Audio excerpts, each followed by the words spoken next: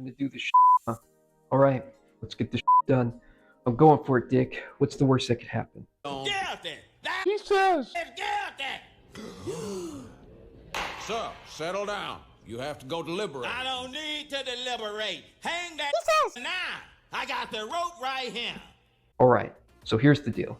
Mouthwashing is a psychological horror game developed by Wrong Organ. The story is layered, the characters are nuanced, and the moral deficiencies of the characters you play as hit harder than all the times you were rejected in high school. It's the kind of game that leaves you questioning not just the choices the characters made, but what you and others would have done in their place. Or at least when it comes to Curly. No, not the other guy. Go f*** yourself. Me. Despite how much I love this game, today's video is not about silly things like phrasing the gameplay or analyzing the plot twists. Nope, I'm not here to gush about how awesome it is.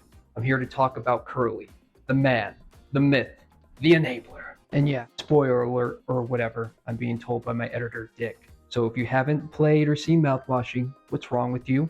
Go play it, watch another video, blah blah blah. What are you still doing here? What are you still doing here? What are you still doing here? Get the out of here! Also, this video's focus will not be geared so much towards spelling out why Jimmy is an evil no riz, greasy hair, sadistic demon sociopath who should in Minecraft, and after that, Ollie says. cool, I'm cool. This video is about Curly. This video is about Curly, not Jimmy. Right. Got it back now. Honestly, this is a conversation I didn't want to have to initiate more, you know? I'm a full-time worker who doesn't exactly have a lot of time or aspirations about being a YouTuber at this point in my life. But here we are, because YouTubers and too many fans just aren't going hard enough on Curly, or they flat out defend him in the most absurd ways that miss the whole of the game. So you can blame all of them for me being forced into making this video. They made me do it. I am blameless here, okay? Ollie says. Here's why I felt compelled to make this video. I've seen way too many fans and even some YouTubers going out of their way to defend Curly, excusing his decisions, and even framing him as a misunderstood hero sometimes. I mean, there was even a YouTuber I watched recently who went as far as calling Curly a utilitarian. Yes, that's right, a utilitarian, as in the greatest good for the greatest number philosophy. For real, we're talking about the same Curly who thought comforting a was a solid leadership move. Are you kidding me, dude? I've got to say, in all honesty, it's the biggest piece of dog shit. Sorry, gotta take a bit of a side tangent here to roast this YouTuber for a second. I know I'm trying to stay on point, but I'm only human. You know, what I love more than anything, when YouTubers with zero understanding or background in philosophy start suddenly throwing around big philosophical terms like they're Aristotle reincarnated. Yeah, so Curly's actions totally align with being utilitarian because, you know, reasons. Anyway, smash that like button and subscribe. It's like this dude skimmed Wikipedia articles for 5 minutes before filming and then decided there and there he was ready to philosophically analyze the meaning of life. Meanwhile, he doesn't even understand what a syllogism is without fumbling like he's reading hieroglyphics. Listen, buddy, you barely passed high school English. I'm all for bringing philosophy into discussions, but maybe, just maybe, spend more than 10 minutes Googling before you make a 30-minute YouTube video claiming Curly is basically Jeremy Bentham in a space jumper suit. Now, I'm not naming any names here because honestly, this video isn't about them. It's about a much bigger issue. But if by chance you're watching this unnamed YouTuber, first off, thanks for the views, and second, I'd love to know what you were smoking when you made that take. Like seriously, stay away from philosophy and stick to anime reviews and rankings, okay?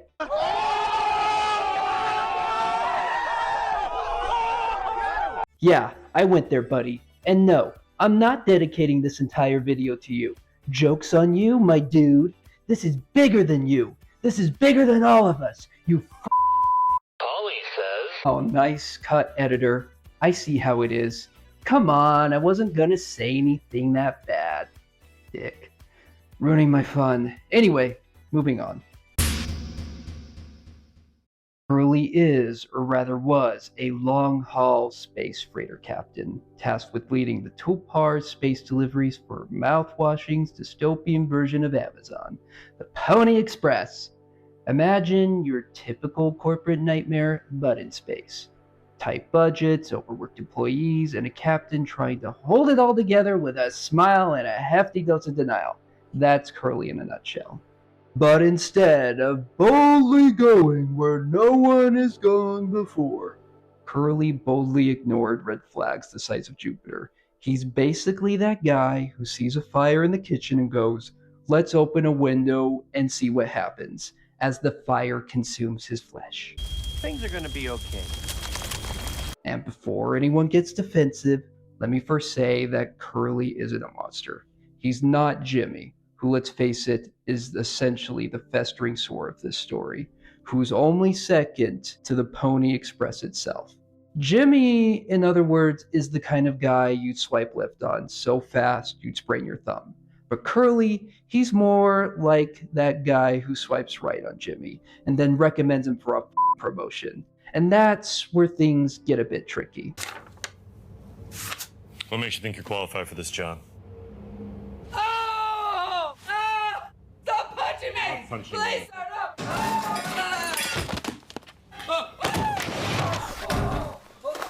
Don't throw me! Not the fish. Don't touch me! Keep your hands off of me! Don't throw me out! That's great. Good job, Jimmy. Curly is what we would call an enabler. And while that term might not sound so bad or so serious, it's so much worse than anyone is usually willing to admit. We're talking about the kind of enabling where lives are permanently ruined and people literally die. This isn't just, oops, my bad territory. This is, how the did we get here territory. Now, don't get me wrong, Curly's not a mustache twirling villain. He's not orchestrating evil schemes like Jimmy. But here's the thing, you don't have to be a monster to cause harm. Sometimes all it takes is doing nothing when action is desperately needed. And that's Curly's defining trait, his inability or his unwillingness to act when action is critical.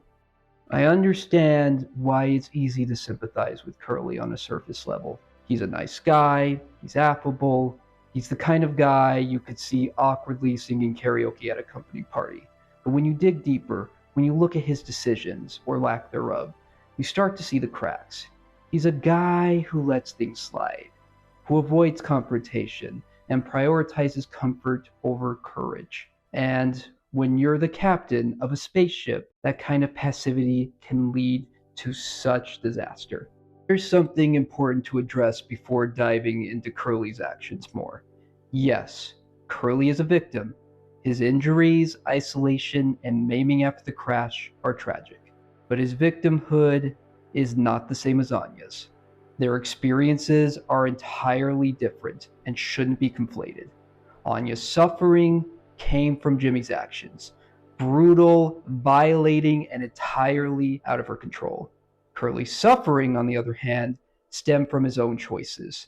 Choices he made as a leader, choices to prioritize avoidance over action, and choices that ultimately enabled Jimmy's harm to escalate. Being a victim of the fallout doesn't erase the fact that Curly helped create the conditions that allowed Jimmy to flourish. Anya didn't have a choice in what happened to her.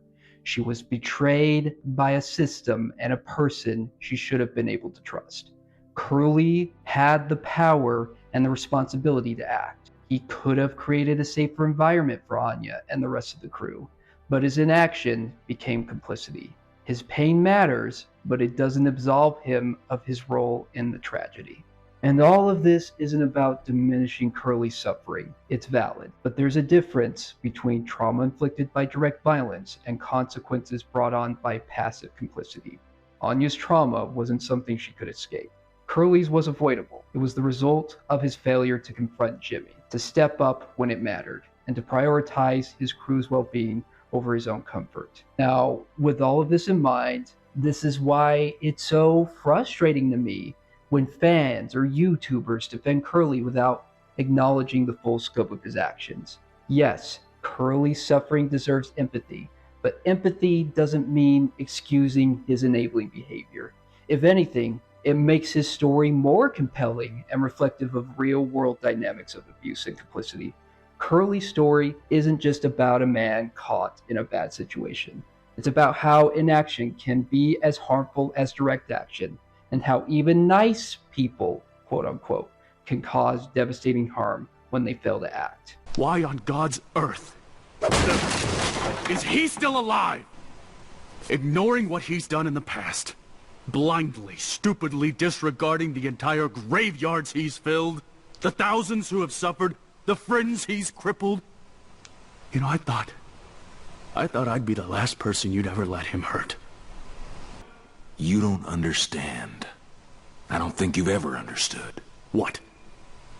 What, your moral code just won't allow for that? It's too hard to cross that line? No! God Almighty, no! It'd be too damned easy. But if I do that, if I allow myself to go down into that place, I'll never come back. Why? So who is Curly ultimately? He's not the hero some fans make him out to be. He's also not an irredeemable villain or a monster. He's something arguably more frustrating. A deeply flawed leader whose inaction allowed a bad situation to spiral into tragedy. And before you rush to defend them in the comments, let's take a closer look at his choices he made leading up to the crash. Spoiler alert, they're not great. Let me set the stage here before we really dig in. This video isn't about villainizing Curly, nor is it about excusing Jimmy, because Jimmy's evil is so blatant it's practically lit up on neon lights. Like seriously, it's like the game's developers wanted to make sure no one missed how much Jimmy sucked. Now, this video is about having an honest conversation about Curly. It's about unpacking his actions, or inactions really, and exploring what his enabling behavior says about leadership, morality, and responsibility. And more importantly, it's about what the fandom's tendency to excuse or downplay his culpabilities says about us and the media we consume. So if you're still expecting me to go, oh, Curly's just a flawed, misunderstood hero, give him a break, spoiler alert, you're in the wrong place. But if you're ready for some nuanced criticism with just enough humor, you found your new favorite guy to analyze popular media and occasionally talk shit about people. Shut the up, bitch. Thank the if I knock at you. Damn, Hey! Fiction doesn't exist in a vacuum. The stories we consume shape the way we see the world. They teach us how to empathize, think critically, and recognize patterns of behavior in real life. Let's be real, Curlies exist everywhere. You'll find them in schools, workplaces, religious institutions, Hollywood, and maybe even in your own family. They're the people who stay silent when something terrible is happening, who avoid confrontation because it's not their place, and who prioritize their own comfort or relationships over justice and other people's safety. Curly might be a fictional character, but his enabling behavior reflects very real dynamics we see every day. His story is a cautionary tale about what happens when good intentions aren't backed up by meaningful action. And that's why we need to have this conversation, because if we can't even reflect on a fictional character who enabled such harm, how can we hope to better address people who do this type of stuff in real life? So, grab your emotional support snack or whatever, wink wink, grab your coffee and your and let's dive into this messy, nuanced, and frankly uncomfortable discussion about Curly, mouthwashing, and what it all means, or rather, what it should mean. And yes, there will be memes here and there to keep things as light as I can for you guys still watching, and for my own emotional well-being, given what I'm about to discuss. Now, let's break down Curly's decisions, or lack thereof, and their implications. Each choice he made reveals a pattern of negligence, misplaced loyalty, and avoidance that led to the disaster we see in the game. Before the Tolpar mission even gets off the ground, literally, Curly is already making questionable decisions. He goes out of his way to recommend Jimmy for a mission, knowing full well that Jimmy had struggled back on Earth. And let's be honest, when someone says struggled, that's just HR code for this guy has a rap sheet thicker than a dictionary. We're not told exactly what Jimmy did back on Earth, but given what plays out in the game, do we really need to fill in the blanks there? Curly's dialogue practically screams, I knew this was a bad idea, but I did it anyway. He didn't just give Jimmy a second chance. He handed him the keys to the spaceship, patting him on the back and said, "You've got this, buddy." Defenders of Curly argue, oh, but Curly just wanted to help his friend. Sure, helping people is great, but let's not pretend blindly endorsing someone with a sketchy history for a mission involving actual lives is some noble act of friendship. This isn't recommending your buddy for a temp job. This is entrusting him with the lives of an entire crew. By recommending Jimmy, Curly set the tone for everything that followed. Even before the Tolpar leaves the ground, Curly is already enabling harm. He knew what he was doing, or at least he should have. This isn't some innocent oversight. Curly chose to overlook Jimmy's red flags. Whether out of loyalty, avoidance of conflict, or negligence, it doesn't matter.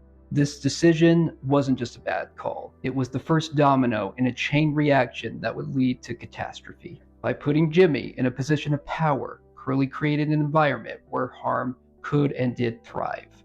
Now, here's the part where I really need you to think. Can you see why this matters? If we're making excuses for fictional characters like Curly, saying things like, oh, he just wanted to help his friend, what message are we sending about real-world enablers? About the Epsteins of the world, who were allowed to operate for years because people chose comfort, feelings, or money over accountability. Many individuals engage in enabling abusive behavior without even realizing it. Enablers enable and reinforce the abusive behavior of someone close to them, whether it's intentional or unintentional.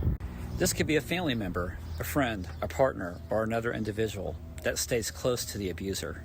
They are often sympathetic and compassionate, but that's because they are so codependent of doing the bidding of the abuser. They also may make excuses for the person's bad behavior while they don't even see the same red flags that you see. They really are typically well-intentioned people and believe that they are really helping the person. But in reality, they are enabling the abuser and reinforcing their abusive, patternistic behavior. So be warned and remove yourself from enablers. The infamous vent. Good times. Good times.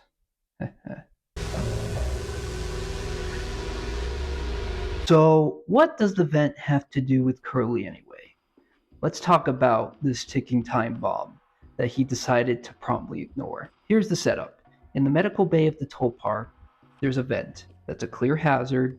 The game doesn't give us a full technical rundown of the issues it has, but let's be real.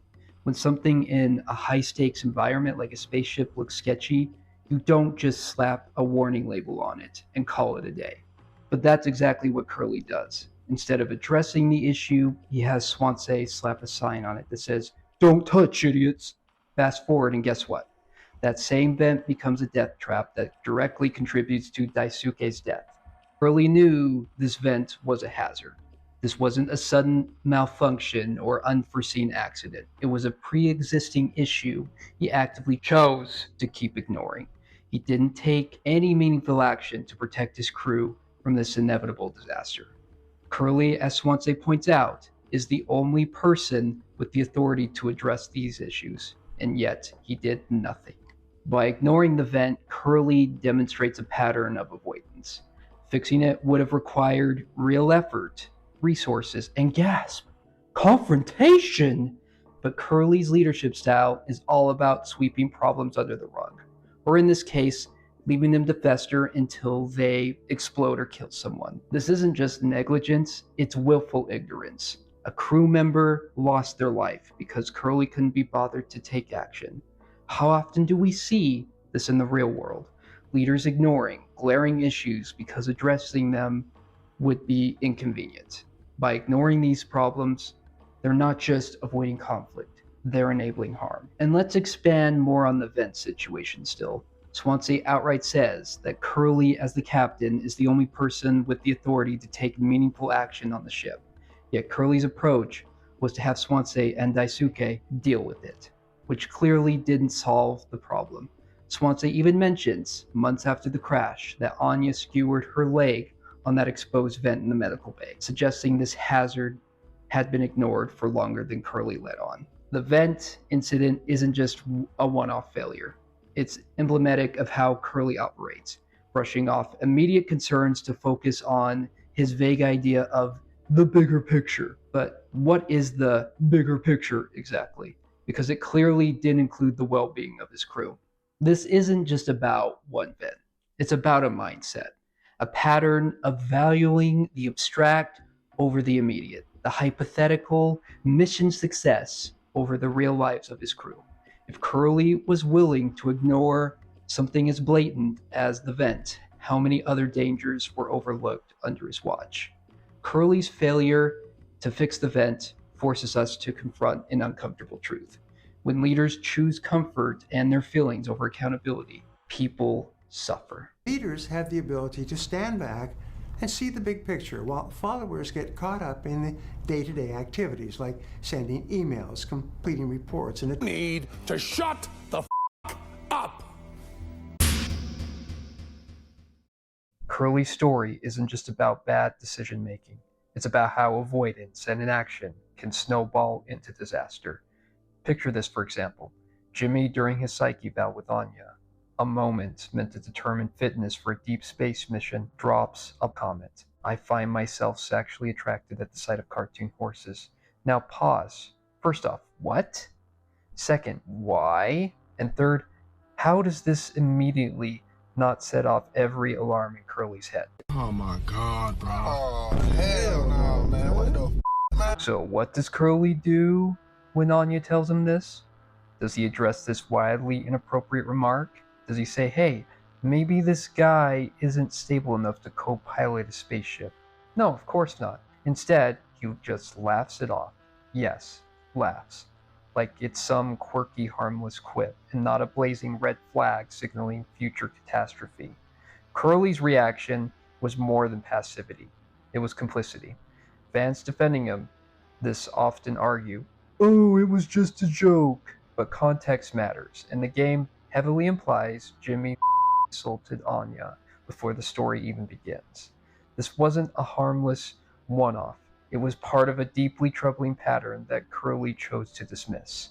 Even if you strip away the implied backstory, which let's be clear, you shouldn't, this comment is still wildly inappropriate, particularly in a professional setting. Curly laughing at it sends two chilling messages. To Jimmy, it signals his behavior is acceptable. To Anya, it signals her discomfort doesn't matter. This wasn't a subtle warning. It was a screaming neon billboard demanding Curly's attention. By ignoring it, Curly normalized Jimmy's behavior, creating an environment where harm could escalate unchecked. What's worse, Curly's dialogue throughout the game implies this wasn't an isolated incident. He repeatedly brushes off concerns about Jimmy, even joking about the cartoon horses comment later. This favoritism and desire to protect Jimmy overshadowed everything else, including the safety and the well-being of the crew up until the crash. Abusers like Jimmy don't operate in isolation. They exploit environments where their behavior is ignored or excused, and Curly's inaction allowed Jimmy to thrive. This wasn't just passive enabling, it was active participation in creating a toxic dynamic. Now, let me ask you, how often have you seen this same dynamic in real life? The inappropriate comment brushed off as a joke, the person in power avoiding confrontation because it's easier. If we're excusing Curly's behavior in a fictional story, what does that say about how we approach these situations in real life? Ah yes, the infamous surprise birthday party turned layoff announcement. Enter Curly, Captain Buzzkill extraordinaire. Instead of letting the crew enjoy the moment, he decides then and there that this is the time to drop the bombshell. Layoffs are coming, because nothing says, "Happy birthday everyone," like, "Oh, by the way, you're all out of a job after this trip." Sorry. Now this was a communal birthday party thrown for Curly, mind you, because in Mouthwashing's dystopian future, individual celebrations are apparently too extravagant. Curly somehow thinks this rare morale boost is a good time as any for crushing despair. Curly's decision isn't just tone deaf, it's outright destructive. Imagine being stuck on a spaceship, months away from Earth, with no way to escape, and being told mid-cake cutting that your future is even bleaker than you thought. The timing couldn't have been worse if he tried. Announcing layoffs at a birthday party isn't just bad optics, it's a complete failure to understand the emotional impact of leadership decisions. In a confined, high-stress environment like a spaceship, where morale is fragile at best, the move was practically a morale nuke that acted as a contributing catalyst to the ship crashing. How many of you have dealt with similar corporate tone deafness? The pizza party after a round of layoffs, the "thanks for your hard work" email after a pay freeze. It's infuriating because it's not just about the timing, it's about a lack of empathy and concern for the crew's safety.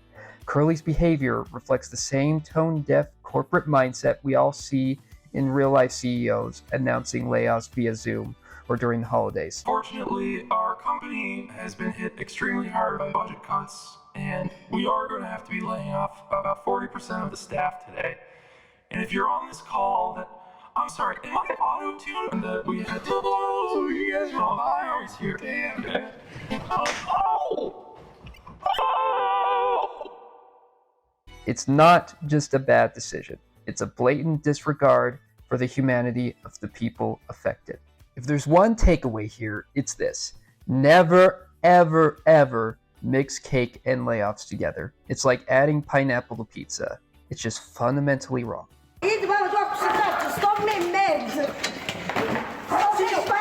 And Curly's failure here wasn't just poor timing. It was a symptom of a deeper issue, a consistent inability to prioritize the well-being of his crew over his own feelings. Anya, one of the few people aboard the Tulpar with a strong sense of self-preservation, raises a crucial question to Curly while having a chat about the Jumbotron. Why aren't there locks on private quarters? But there are locks for the cockpit and the medical bay? In an environment, this oversight would be concerning. On a spaceship, isolated in the vastness of space, it's outright dangerous. Anya's question wasn't just a casual suggestion. It was a plea for safety. Locks for private quarters? On a spaceship with no escape routes, where privacy is already a luxury, and a predator's aboard? Apparently not a priority to Curly. Instead of understanding and really addressing Anya's clear, valid concerns about her own safety, Curly hides behind the Pony Express's cost-saving protocols, valuing bureaucratic rules over the real and present safety of his crew. This wasn't just a poor decision, it was an outright failure of leadership. By basically ignoring Anya's concerns, Curly sent an unmistakable message. Your safety is secondary to following the rules. This moment highlights a chilling lack of empathy and a deeply ingrained prioritization of corporate compliance over human well-being. And let's not forget about the context here. Anya, already traumatized by Jimmy's actions, was asking about a basic, reasonable measure to feel safe. A lock. A simple, cost-effective device that could provide her with some semblance of security. By sidestepping her question, Curly didn't just fail to protect her physically, he reinforced her isolation and made it clear that her well-being wasn't worth the effort.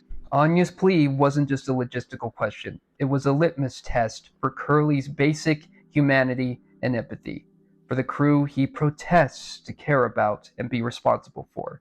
And yet, he failed again. And time again, as I've shown up to this point, Curly has demonstrated that his priorities lay with maintaining corporate policies for the Pony Express and not safeguarding his crew. And again, how many times have you seen similar dynamics play out in your life or someone else's, A workplace safety issue brushed off because it's not in the budget. A valid concern dismissed as an overreaction because addressing it would be inconvenient. It's infuriating because it's so familiar. And let's be real honest here. Locks aren't revolutionary technology. We're not talking about installing some futuristic biometric security system here. It's literally the most basic safety measure imaginable. The fact that Curly doesn't even seem to understand the importance of something as basic as a lock for private quarters speaks volumes about his leadership, and even a little bit about his intelligence. Hey pal, you just blowing from Stupid Town? If you've ever worked under someone who ignored glaring issues in favor of staying the course, then you know exactly how Anya must have felt. Unheard, unsupported, and unsafe. And Curly's behavior isn't just frustrating in fiction. It's a mirror to the real-world failures we see every day that continue to get worse. And this is by far the most infuriating moment in the entire story. Anya, already grappling with the trauma of Jimmy's assault, finally finds the strength to reveal her pregnancy to Curly, a pregnancy resulting from that assault. This is a moment that demands leadership, empathy, and decisive action. So what does Curly decide to do? Drumroll, please. I've known him for a long time. I'll talk to him. Yes, that's Curly's grand solution. A quick chat with Jimmy, as if this is some kind of understanding that could have been smoothed over with a few words over space coffee. It's a response so inadequate, so tone-deaf, it borders on parody. Imagine being Anya, vulnerable, terrified, and searching for support, only to hear that your captain's idea of action is a vague, non-committal conversation with the man who assaulted you. It's not just disappointing, it's a betrayal of the highest order. Move this man!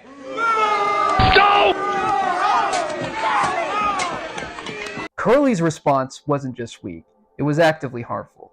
By framing this as a situation that could be talked out, he reduced Anya's trauma to a simple interpersonal conflict rather than addressing it as the violent crime that it was. This was textbook victim blaming, disguised as neutrality. It minimized the severity of the assault, shifted focus away from accountability, and reinforced the toxic dynamics aboard the Tulpar. Let's be crystal clear here. By choosing to talk to Jimmy instead of taking meaningful action, Curly enabled him further. This wasn't an attempt to resolve the situation. It was an attempt to avoid it. And in doing so, Curly created an environment where Anya's voice was minimized and Jimmy's actions were implicitly excused. Now, let's step back for a moment again. How many times have we seen this pattern play out in real life? A survivor of assault comes forward, only to be met with hollow promises of looking into it, or being told to be quiet. Institutions and leaders choosing the path of least resistance, prioritizing the status quo over justice. Curly wants to keep the peace. He doesn't want drama, doesn't want to take sides, but what he doesn't realize is that by staying neutral, he's not actually keeping the peace. He's denying justice for Anya. Too often, people like Curly believe that avoiding confrontation means maintaining harmony, that staying silent somehow prevents more harm. But silence in the face of harm doesn't stop the harm. It enables it. It protects the perpetrator, not the victim. As Martin Luther King Jr. once said, true peace is not merely the absence of tension. It is the presence of justice. Real peace doesn't come from ignoring wrongdoing. It comes from confronting it, from standing up for those who have been hurt. Curly thinks he's doing the right thing, but in reality, his neutrality is just another form of complicity. This is the worst sports scandal and sexual assault scandal in history. It involved not one, not two, not even three, but four major institutions in our state: MSU, USAG, a national organization, Twistars, and the USOC, who all could have stopped him at some point, who all have not taken action against the people that enabled Larry to abuse. They gave me hope that there can be change, and we need change. This needs to end here. Curly's behavior mirrors these failures in a way that's painfully familiar to me. He wasn't powerless. As a captain, he had the authority to act, to protect Anya, to hold Jimmy accountable. But instead, he chose inaction time and time again. A choice that had devastating consequences that led to the whole crew dying. So when fans defend Curly by saying things like, "He was just trying to keep the peace," I have to ask, at what cost? Peace isn't neutral when harm is done. Inaction is a choice, and in situations like this, it's a choice that sides with the aggressor. Curly's response to Anya's pregnancy isn't just another failure of his leadership. It's a failure of empathy, of responsibility, and of basic human decency on the most fundamental level. It's a moment that reveals the true cost of his passivity, and it's a harsh reminder of what happens when we excuse enabling behavior under the guise of keeping the peace. So let me leave you with this. If Curly's inaction doesn't feel infuriating to you in fiction, are you so willing to tolerate it in real life? If we can't even properly judge and reflect on a fictional character like Curly, how can we hope to challenge real-world enablers when they manifest? These are the real questions we need to be asking, not just about Curly, but about ourselves and the systems we interact with and participate in. And if all of this I have pointed out still doesn't make you rethink how we handle problems and what we should take away from media we consume, I don't know what will. Polly says, You know what, editor? Enough is enough. I can't calmly keep dissecting this without addressing the sheer audacity of some of the fans who defend Curly to absurd degrees. It's so weird and off-putting to me how some fans continue to miss the point about Anya's assault and Curly's enabling role. Anya, a character with unimaginable strength, reveals her pregnancy, a pregnancy born of violence, and Curly's response is, "I'll talk to him." This isn't just bad leadership, guys. This isn't just a mistake. It's a moral failure, and yet some of you defend him as though he's a misunderstood hero. It's insane to me.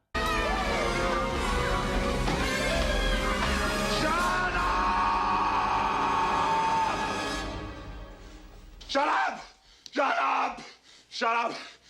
Let me make this perfectly clear. Curly is not a hapless victim of circumstance. Curly is not your cute little misunderstood cinnamon roll. He was a man in power who repeatedly chose to protect a predator over a victim. His actions weren't just negligent, they were complicit. Fans being this defensive about a fictional character is giving major Breaking Bad vibes here. The kind where, certain male fans empathize so much with a certain character that they liked that they went to the point of harassing and threatening other people in that show just because their character would act as an obstacle for the other character that they liked. And honestly, seeing this kind of same toxic behavior play out in the Mouthwashing fandom is beyond frustrating to me. It shows me how some fans are so completely missing the point that they end up mirroring the same very harmful behaviors that the story they like so much is written to criticize and condemn in the first place. And defending Curly, infantilizing him with cutesy fan art or sympathetic headcanons isn't harmless. It spits in the face of Anya's suffering and mirrors real-world patterns of excusing enablers, and it tells survivors their pain doesn't matter, and that enablers deserve more sympathy than the people that were harmed. And it's not like I want to do this, but I have to reiterate this because too many fans and YouTubers still aren't getting it. This isn't just a game. The attitudes we bring to fiction spill out into the real world. Defending Curly contributes to the culture of harm and enabling that Mouthwashing criticizes, and it needs to be called out whenever possible. Phew, that was tense, but it doesn't get much better from here. As the tension aboard the Tulpar reached a boiling point, Curly had numerous opportunities to intervene and prevent the disaster that would eventually claim the lives of everyone aboard with the exception of Curly. Jimmy's behavior had escalated to the point where his violent tendencies and volatile demeanor were undeniable. Clear signs were screaming that the situation was spiraling out of control. Curly, in his typical fashion of course, chose vague reassurances and half measures over decisive action. His final talk with Jimmy epitomizes his leadership style, or lack thereof. Instead of confronting the dire reality of Jimmy's intentions, Curly approached him with passive, almost hopeful reasoning, as though reasoning with a predator would somehow fix everything. And Jimmy didn't mince words. He essentially stated his plan to crash the ship, a twisted act to avoid facing the consequences of what he did to Anya. And what did Curly do in response? I'm sure you can guess by now. Nothing. It wasn't until the point of no return, when the crash was inevitable, that Curly finally attempted to intervene.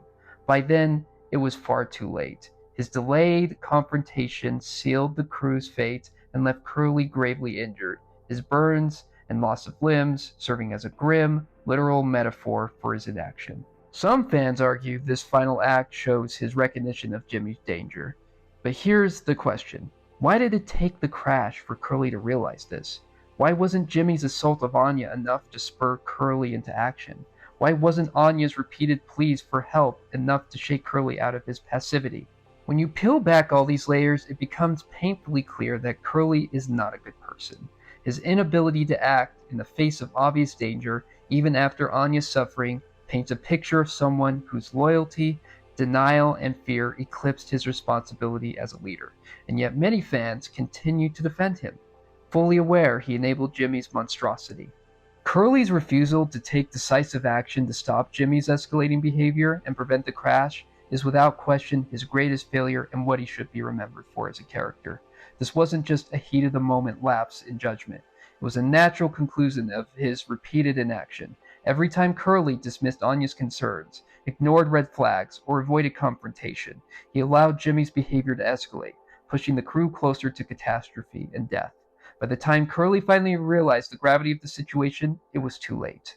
Curly's failure to stop the crash isn't just a tragic climax. It's the inevitable result of negligence, complacency, and moral cowardice. Throughout the story, Curly repeatedly ignored safety concerns, dismissed Anya's cries for help, and made bad decision after bad decision, each one escalating the disaster that ultimately unfolded. At the end, Curly reveals himself not as a misunderstood hero, but as a morally weak individual whose passivity ultimately defined him. Let's not forget, Curly was directly warned by Jimmy about his intentions. Jimmy all but said he planned to crash the ship as a way to avoid facing the consequences of his actions. This wasn't a veiled threat, it was an admission of intent. And yet Curly did nothing. Not a damn thing was done to neutralize Jimmy's threat. Instead, Curly chose to hope for the best, clinging to the idea that things would somehow resolve themselves without him having to take responsibility. Spoiler alert, they didn't. Some fans argue that Jimmy manipulated Curly and that we should cut Curly some slack because of the psychological pressure he was under. But manipulation only works when the person being manipulated prioritizes their own comfort and feelings over doing the right thing. Curly constantly put his own feelings and his own relationship with Jimmy above the well-being of the rest of his crew, excusing Jimmy's behavior, rationalizing his actions, and enabling his predatory tendencies. By the time the crash became imminent, Curly's desperate attempt to intervene wasn't an act of courage. It was a futile gesture born out of the realization that he had run out of time. And yes, Curly paid a terrible price for his failures, but his injuries do not absolve him of guilt. If anything, they underscore the devastating impact of his choices. Anya's victimhood was forced upon her by Jimmy's actions and perpetuated by Curly's inaction.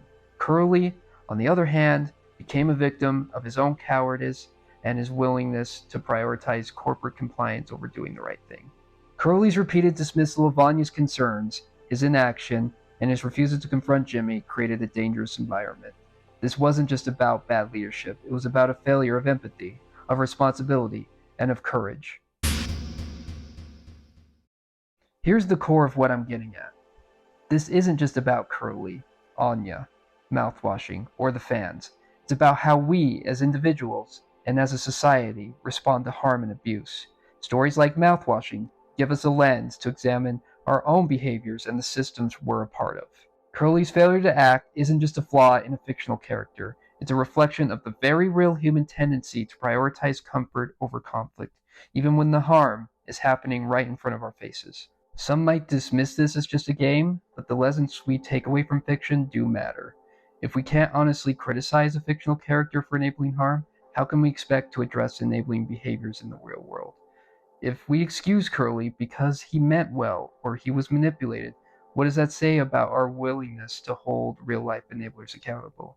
What message does that send about how we value the safety and dignity of those who are harmed? Fiction isn't just entertainment, it's a mirror. And if we're uncomfortable with what it shows us, maybe it's time to ask why. Now, let's get more spicy, ladies and gentlemen. What I'm about to say might feel harsh to some, but it's necessary. The way some fans interpret Curly's actions and their impact is problematic for a variety of reasons. Let me explain why by providing some examples. This is by far the most common defense of Curly I hear. He's a nice guy who made a few errors in judgment. But good intentions don't erase harmful outcomes. Curly's mistakes weren't just momentary lapses in judgment. They were consistent, avoidable choices that enabled harm. Recommending Jimmy as co-pilot, dismissing Anya's concerns, and ignoring glaring red flags weren't innocent missteps. They were part of a pattern of neglect and avoidance. Being a nice guy doesn't mean someone isn't capable of being a bad leader or enabler. History is full of nice guys who stood by while harm escalated. I mean, just look at government and politicians. They're full of people like that. Curly's failures weren't about his personality. They were about his choices. Excusing bad decisions because someone is nice undermines accountability. How many times have we seen authority figures like teachers, managers, or politicians let harmful situations slide because they meant well? Nice intentions don't protect people from harm. Would you excuse someone in real life for repeatedly enabling a predator just because they seemed nice? Yes, Curly might be misunderstood in some ways, but misunderstanding someone's intentions doesn't absolve them of the consequences of their actions. Curly's inaction repeatedly left his crew, and especially Anya, vulnerable. Yes, Jimmy manipulated him, but manipulation doesn't erase responsibility, guys. Curly had the information, the opportunities, and the power to act, but chose not to on countless occasions as I've laid out. And again, guys, how often do we see real-life enablers justify their inaction with claims of misunderstanding? Does that hold up when negligence causes harm? Ignorance, whether genuine or willful, doesn't undo the damage done. I mean, am I though really, guys? Or are some people too soft on characters like Curly because they remind them of people they know or themselves? Excusing or downplaying Curly's behavior and actions normalizes enabling. If we can't criticize a fictional character for enabling harm, again, how are we supposed to better address enabling in real life, with real people? Calling out harmful behavior isn't about being harsh, it's about fairness. Curly's actions reflect real-world patterns of enabling that lead to systematic harm. Mouthwashing challenges us to scrutinize leadership and corporate hierarchy, not sweep failures under the rug because it's uncomfortable. If there are people that would excuse Curly, would they excuse a manager in real life for ignoring multiple red flags about an employee who's harming others just because they were under stress? Fiction holds up a mirror to reality. If we're unwilling to confront that reflection, we're missing the point, guys. And there are some fans who take Jimmy's claim that the crew admired Curly as a great leader at face value. But Jimmy is a textbook unreliable narrator, guys. The game encourages us to question his perspective, so why would we trust his view of Curly? In fact, why should we really rely on any other character's perceptions about him? Blindly accepting and over-relying on Jimmy's perspective or other characters' perspectives about Curly and his actions undermines the depth of Mouthwashing. Yes, Curly might have been competent in routine, but when it truly mattered, Curly's leadership and Curly as a person overall failed. As I said before, I understand why it's easy to get attached to a character like Curly. He's flawed, relatable, and human, but excessive sympathy for him risks overshadowing the harm he enabled. Recognizing Curly's humanity is fine, but it shouldn't come at the expense of honesty about his role in creating a toxic environment. His flaws aren't just quirks, they're the very reason harm was allowed to happen. And they gotta bring this back down to reality, guys. What if someone like Curly was your boss, or your teacher, or God forbid, one of your friends or family members? Would you excuse their inaction if it directly endangered you or someone you cared about? If the answer is no, then I gotta ask, why are we giving Curly a pass just because he's fictional? Shipping Anya and Curly together? Really, guys? Romanticizing abusive dynamics or trauma trivializes the serious issues the game explores, like culture and enabling abuse, you know? Fan content should respect the narrative's intent. Turning moments involving actual crimes and negligence into shipping fuel diminishes the gravity of the story's themes. Think about the message sent when abusive dynamics are romanticized. What does that say to survivors who see their experiences mirrored in the game? Media should challenge us to think critically, not just serve as a playground for ships. Ultimately, way too many fans treat Mouthwashing as just another sci-fi horror game, ignoring its deeper exploration of toxic masculinity, corporate greed, and culture. And this surface-level engagement perpetuates ignorance. Fiction like Mouthwashing exists to reflect society, and ignoring its themes disrespects the narrative and misses an opportunity for growth. Mouthwashing isn't just a game about a doomed spaceship crew. It forces us to confront uncomfortable truths about how harm is perpetuated. If we ignore those truths, we're doing a disservice to the story and ourselves. Fiction isn't just entertainment. It's a tool for reflection and growth. And if that makes some people uncomfortable, maybe that discomfort is a sign these conversations are exactly what we need.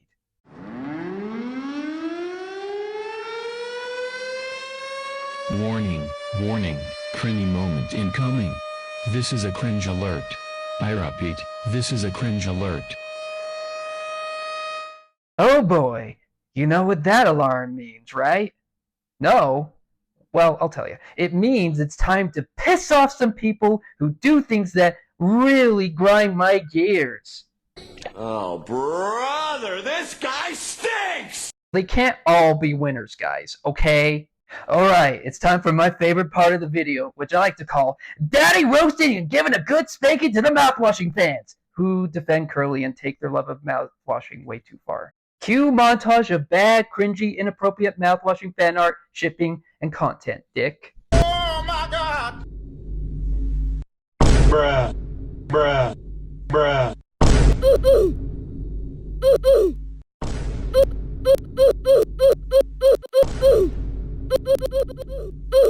No! No!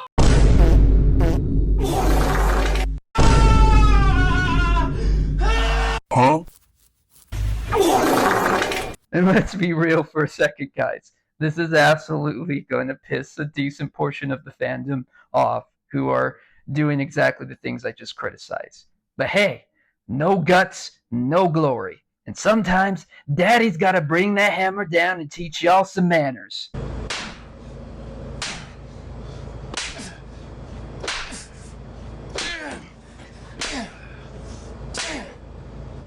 You ready for sunny side up? Come here.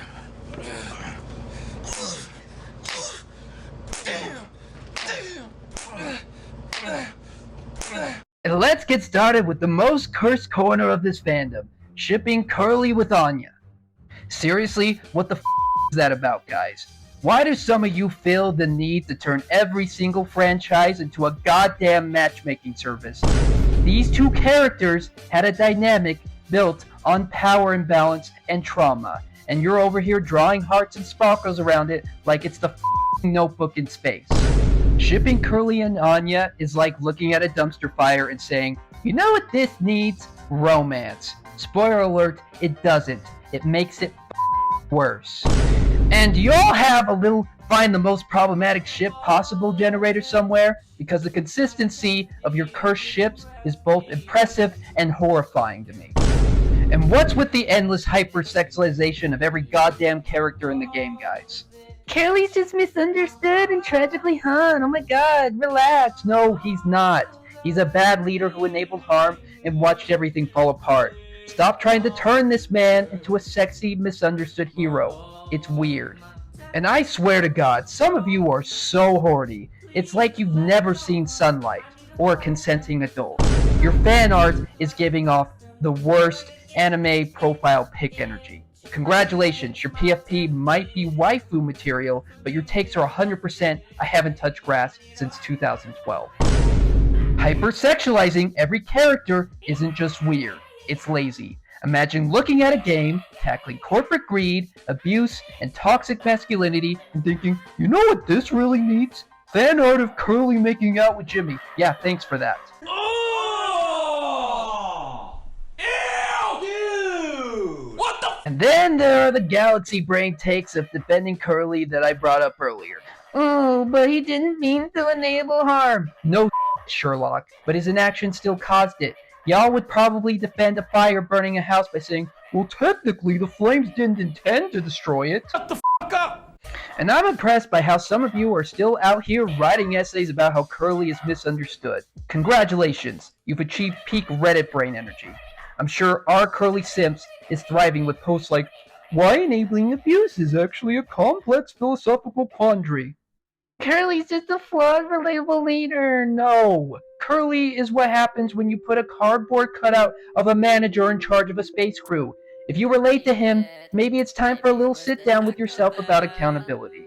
Take responsibility. Y'all love to act tough behind your keyboards, throwing out takes like, Curly's actually a hero if you think about it. But the second someone really challenges you, you guys retreat faster than your dad did after you were born. But don't you worry. Daddy's home. Buddy, you're over here writing multi-page manifestos defending Curly while sipping your Mountain Dew and avoiding eye contact with the pizza guy. Who are you trying to impress exactly with that? No, guys, you have not cracked the Da Vinci Code of mouthwashing discourse. All you've done with this type of is crack your grip on reality. At the end of the day, defending Curly like this is just cringe. It's so sad and pathetic. Y'all have turned this into an unhealthy obsession, defending him like he's your husband, or your best friend, or your personal Jesus. Daddy says it's time to stop. It's time to stop. It's time to stop, okay? No more. Cease and desist. Close the phone. Go outside. Touch some grass. Talk to an actual human being. Do something in your life that amounts to more than just being a fan.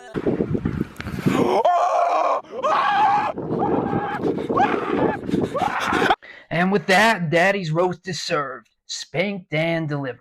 Stop it, Dad! Stop it! Teach him a lesson, Dad. So Teach him hard. Daddy, I love you. Yeah. Okay, I'm done. I've had my fun. But what does this all mean? Curly's story isn't just a series of unfortunate events. It's a cautionary tale. It's about what happens when people prioritize loyalty and comfort over justice and other people's safety. It's a story that asks us to look beyond good intentions and focus on outcomes. And here's the hard truth. Meaning well isn't enough. To truly be a good person, you have to act. Curly's narrative is a stark reminder that actions or inactions speak louder than intentions. Sure, Curly might not have set out to harm anyone, but his failure to act decisively created the conditions for harm to exist. Mouthwashing forces us to confront the uncomfortable truth that being passive in the face of harm is its own form of complicity. Curly didn't have to be as overtly evil as Jimmy to be part of the problem. His enabling behavior is what makes him culpable. Holding Curly accountable as if he was a real person and not just a fictional character matters because his story reflects real-world enablers, leaders, colleagues, peers, politicians who stand by and do nothing when harm unfolds. These are the people who brush off concerns, make excuses for abusers, and prioritize their own comfort over the safety of others. Curly's failures weren't just mistakes, they were choices. By failing to confront Jimmy on numerous occasions, he effectively communicated to Jimmy that his behavior was acceptable. Curly's story is painfully relatable because it mirrors real-world enabling. Think about how often institutions prioritize their reputations over individuals' well-being. From Hollywood scandals to university cover-ups, the pattern is the same. Loyalty to systems or abusers outweighs justice for victims. And the sidekick is enabling the bully. Now, the sidekick might not even know that he or she is a sidekick. They might not even realize that that's what they are, but they're enabling the bully. And when I meet with that sidekick, that bully is perfect. They love the bully, and that's how I know I've got the sidekick. And what I want the sidekick to understand is sidekick today, target tomorrow. I promise it's coming around to you. Mouthwashing asks difficult questions about how we respond to harm in our own lives.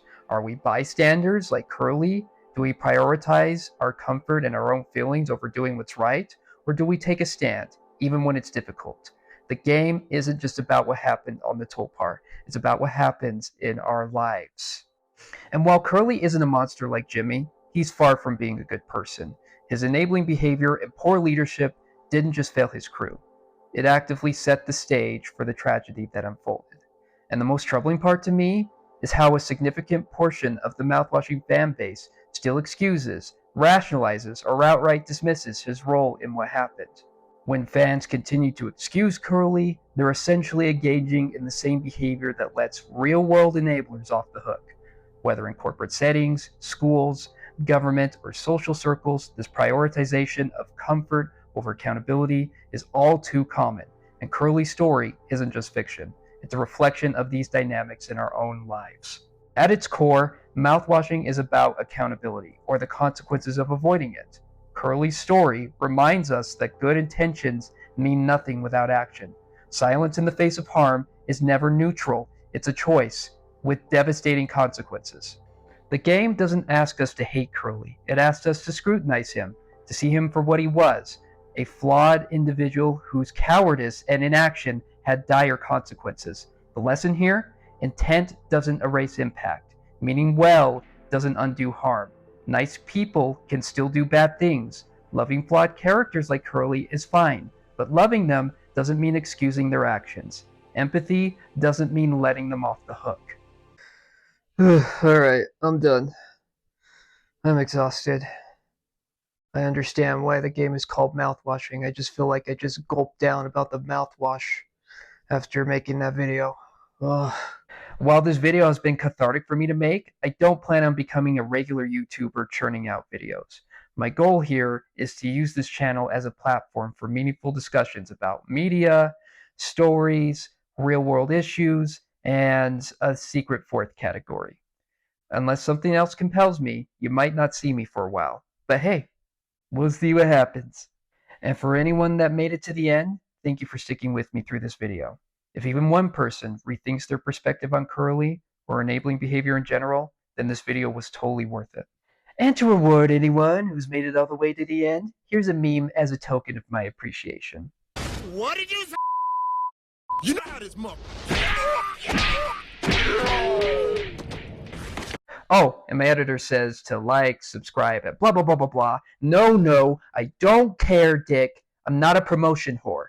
Don't me.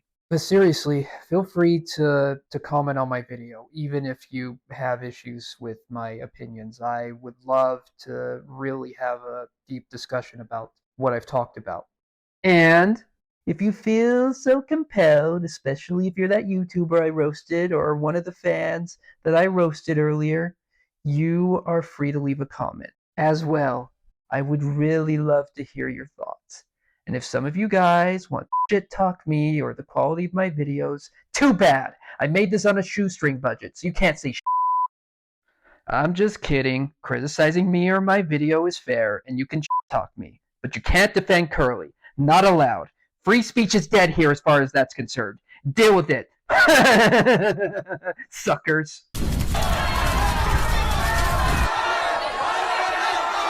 Anyway, see you next time, maybe. Bye-bye. Come on, it was just some jokes. You don't need to get your pitchforks out. No. I'm sorry. Ah! Sorry. Ah!